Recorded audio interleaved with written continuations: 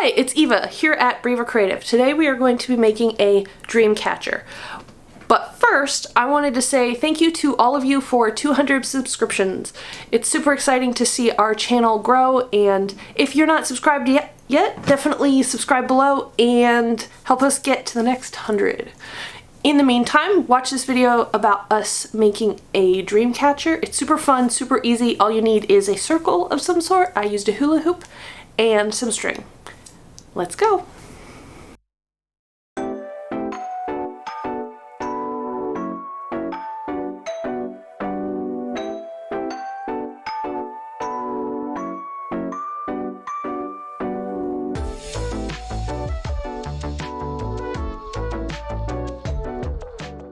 So today I'm using a hula hoop to be my circle form shape. You always need to start with a circle. This is just going to make a really big one, which is super exciting. You're also going to need your selection of string. Today I'm using 100% cotton string that I found at the dollar store. And I'm just going to wrap that around the hula hoop and tape it so that it doesn't go anywhere while I'm wrapping the rest of the hula hoop.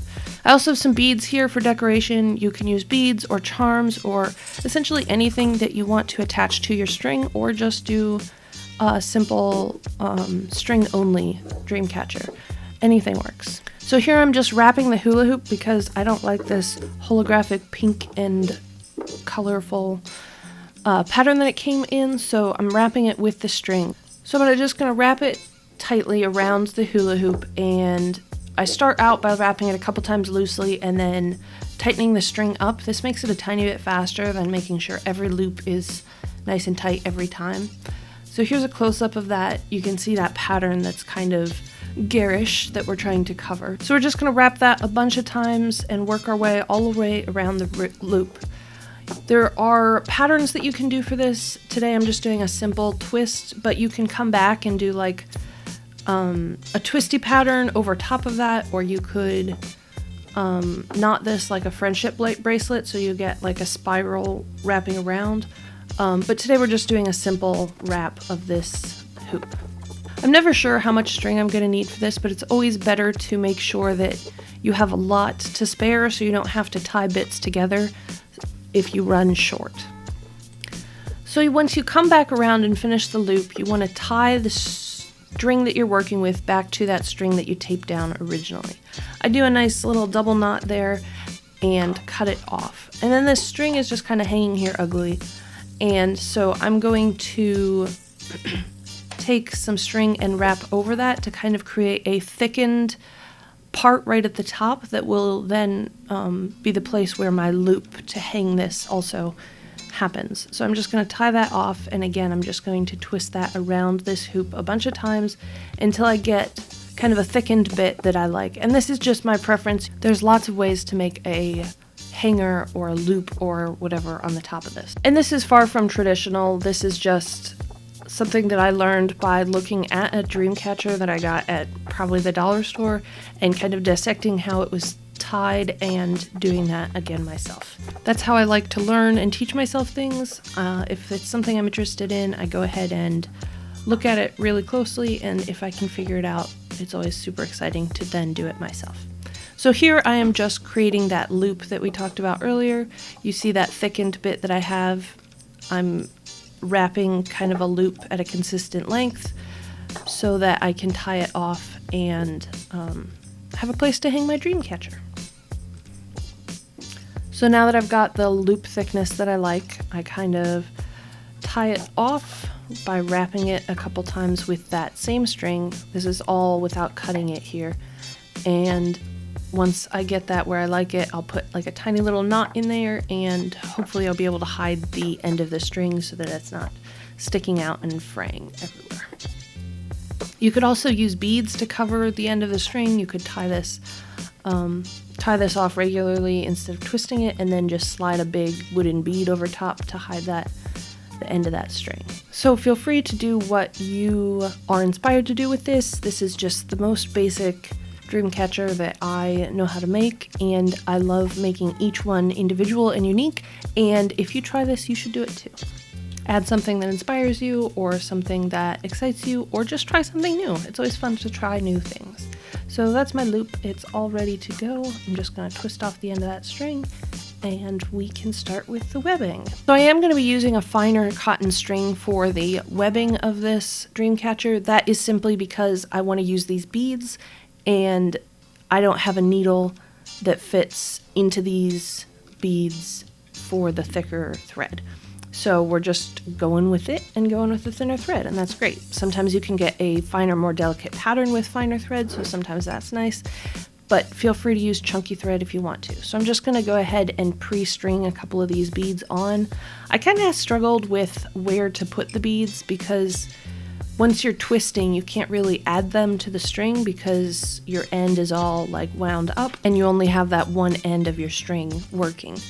So I'm just going to add some beads and kind of scoot them along my string as I thread and kind of leave one or two here and there for where I want the final beads to be. If you want to see another video on polymer clay bead making as I experiment and learn with that process, click here or the link below to go and see our video on that.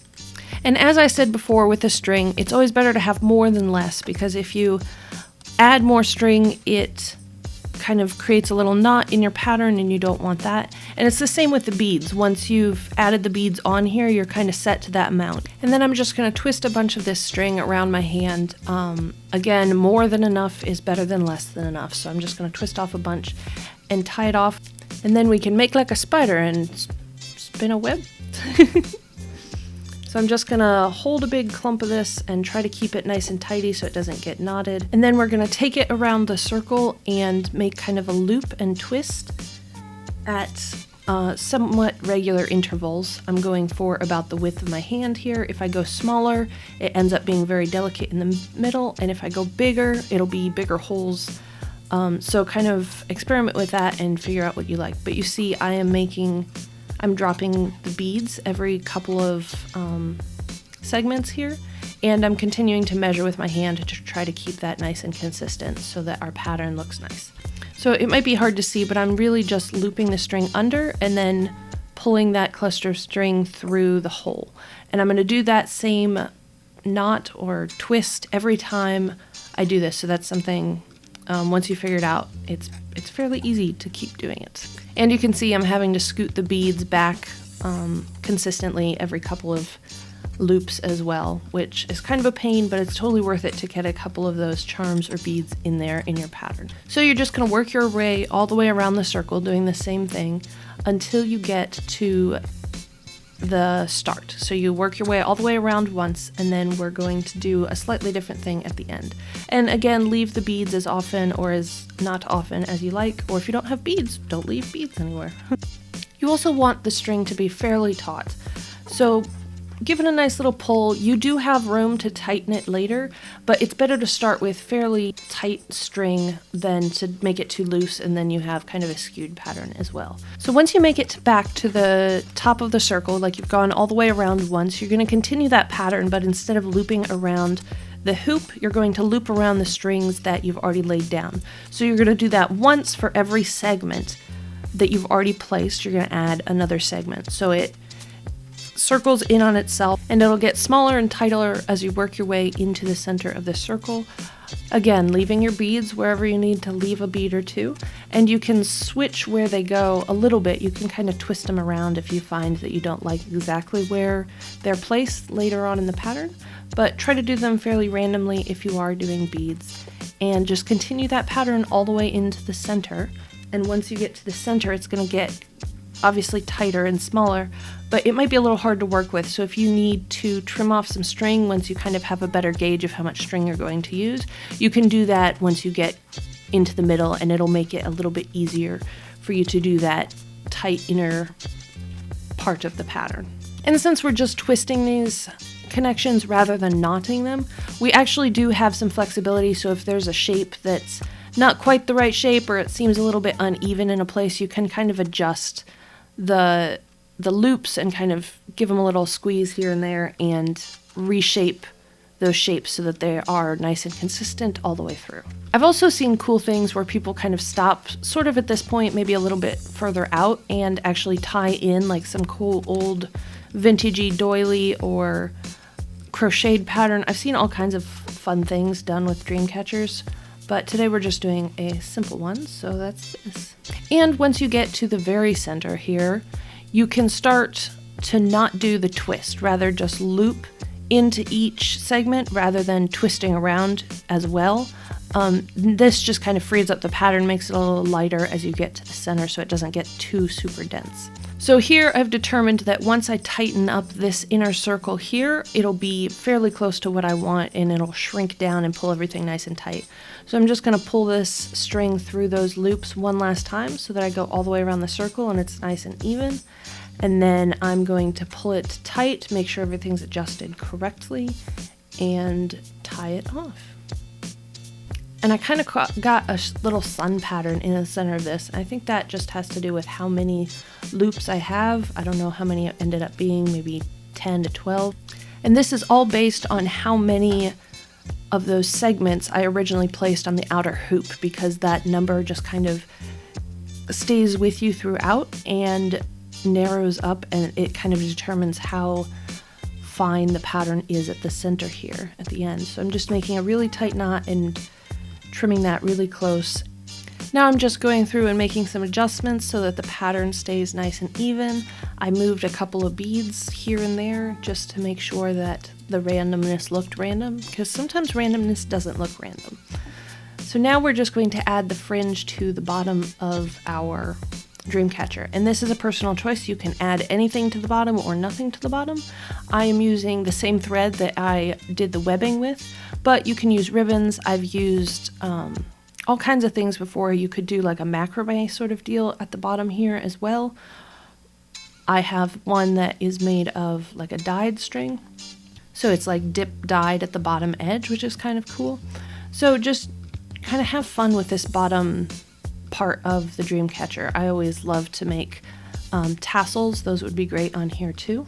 So I've kind of determined the length that I want my fringe to be, and so I'm going to just measure out that same amount a bunch of times by making a big loop of string so that I can have a bunch of strings that are all the same size. So I'm just going to twist that back and forth until I have what I feel like is enough, and then I'm going to take a look at it and cut those ends open so that we have consistent lengths of string. And then I'm going to tie them all onto the dreamcatcher one by one, and well, actually 2 by 2. I ended up doing it 2 by 2 to make it a little bit faster.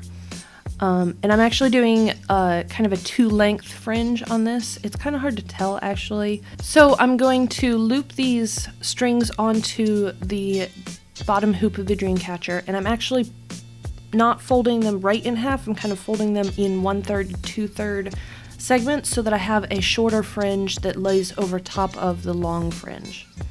So I'm just doing a basic knot on these. Once I get them looped around, I just do, I don't know what it's called, but it's one of those knots that you learn as a kid. At least I did. So you just loop it around and then get that knot kind of located where you like it. You could also use beads on here along this edge in place of knots, depending on what sort of beads you have and how you could connect them. But I'm using knots, and we're just gonna add a bunch until we have the fringe that we like. So I'm going to then trim the fringe so that it's all nice and even at the bottom. And then I decided I wanted a chevron shape at the bottoms. And there you have it, a super easy dreamcatcher you could make yourself. I'm very happy with the length of the fringe. I might add a little bit more later down the road just so it's a bit wider of a fringe. I kind of wish that I had left more beads along in my pattern, but that's not something I can really go back and add. And I kind of like how they turned out. So I'm going to throw in a couple of other photos of other dreamcatchers I've made here at the end. And let me know if any of these are something you are interested in learning how to make. You can tell this one here is something that's fairly similar to the one I had, but also I made this one that's kind of a more modern take with a turmeric dip dyed fringe, and I love this one too. It's a totally different take on it. If these are something that you want to see another video on, let me know in the comments, and I'll see you next time.